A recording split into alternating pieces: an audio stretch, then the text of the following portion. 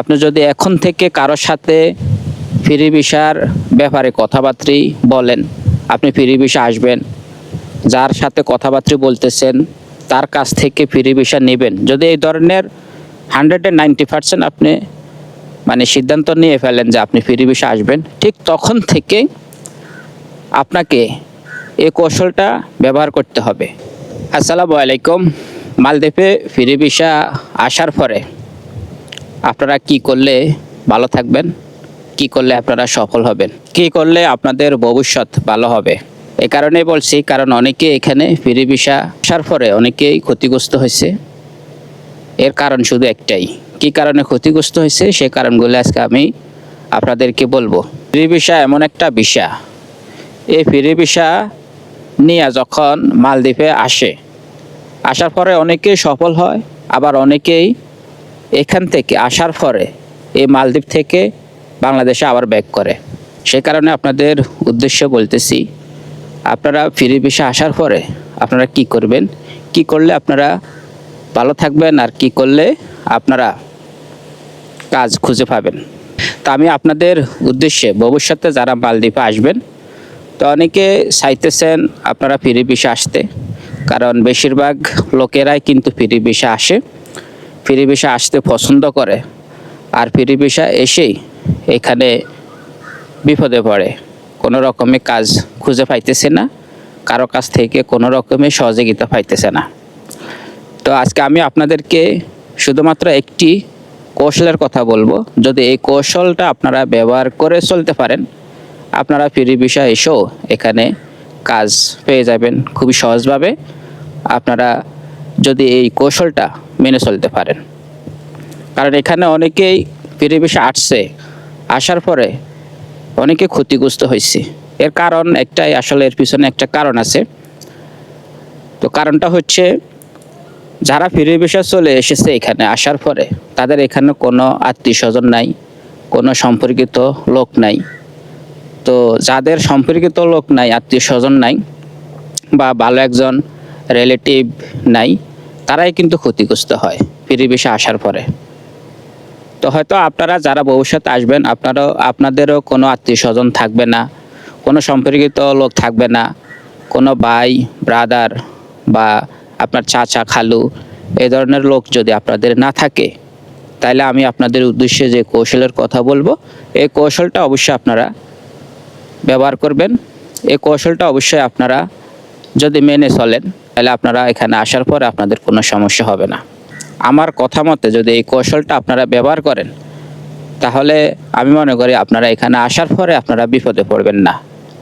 অবশ্যই কৌশলটা আপনারা ব্যবহার করবেন। আমি এই কৌশলের কথা এখন সবার উদ্দেশ্যে বলবো। কৌশলটা হচ্ছে, আপনি যদি এখন থেকে কারোর সাথে ফ্রি ভিসার ব্যাপারে কথাবার্তা বলেন, আপনি ফ্রি ভিসা আসবেন, যার সাথে কথাবার্তা বলতেছেন তার কাছ থেকে ফ্রি ভিসা নেবেন, যদি এই ধরনের 190% আপনি সিদ্ধান্ত নিয়ে ফেলেন যে আপনি ফ্রি ভিসা আসবেন, ঠিক তখন থেকে আপনাকে এই কৌশলটা ব্যবহার করতে হবে। কৌশলটা হচ্ছে, আপনি এখন থেকে আপনি আগে আপনার আশেপাশে বা আপনার সম্পর্কিত লোক মালদ্বীপে কেউ আছে কি না, আপনার বাড়ির বা আশেপাশে বা আপনার দূর সম্পর্কে কেউ যদি মালদ্বীপে থেকে থাকে, তার সাথে যোগাযোগ করার চেষ্টা করেন, তার সাথে ভালো একটা সম্পর্ক গড়ে তোলার চেষ্টা করেন। পাশাপাশি আপনার বাড়ির বা আশেপাশে যদি কেউ মালদ্বীপে থেকে থাকে, তাদের সাথেও যোগাযোগ করার চেষ্টা করেন, তাদের সাথেও ভালো একটা সম্পর্ক, ভালো একটা আন্ডারস্ট্যান্ডিং করার চেষ্টা করেন। এই কারণে বলছি, যদি আপনি এখানে আসার পরে হয়তো তাদের কাছ থেকে আপনি সহযোগিতা পেয়ে যাবেন। তো আপনারা যদি ভালো একটা আন্ডারস্ট্যান্ডিং গড়ে তুলতে পারেন, শুধু আন্ডারস্ট্যান্ডিং গড়ে তুললে হবে না, আগে দেখতে হবে উনি কোন পজিশনে আছেন।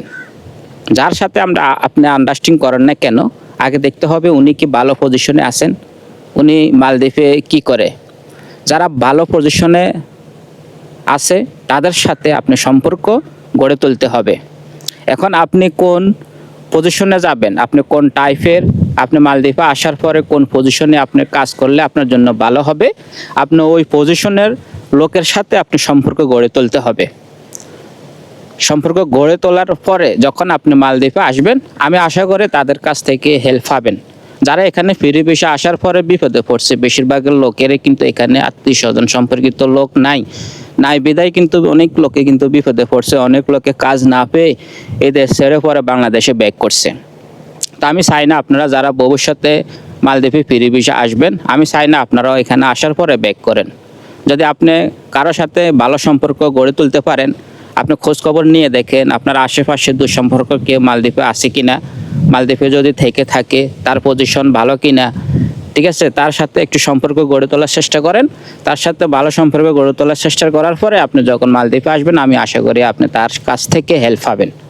যদি এই কৌশলটা আপনারা এখন থেকে থিঙ্কিং করেন, এখন থেকে চিন্তা ভাবনা করে যদি সম্পর্ক গড়ে তুলতে পারেন, আমি 100% আশাবাদী আপনারা মালদ্বীপে ফিরে ভিসা আসার পরে আপনারা ক্ষতিগ্রস্ত হবেন না, আপনারা বিপদে পড়বেন না। ওই লোকের সাথে যদি সম্পর্ক ভালো গড়ে তুলতে পারেন, ওই লোকে হয়তো আপনার জন্য কিছু না কিছু করতে পারে, আপনার জন্য একটা কাজও আপনার জন্য রেডি করতে পারে, বা আপনার জন্য একটা কাজ ব্যবস্থা করে দিতে পারে।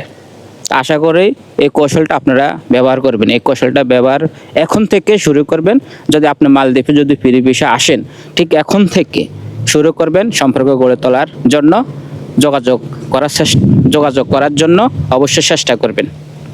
আশা করি সবাই বুঝতে পারছেন। ভালো থাকবেন সবাই। ধন্যবাদ সকলকে। আসসালামু আলাইকুম।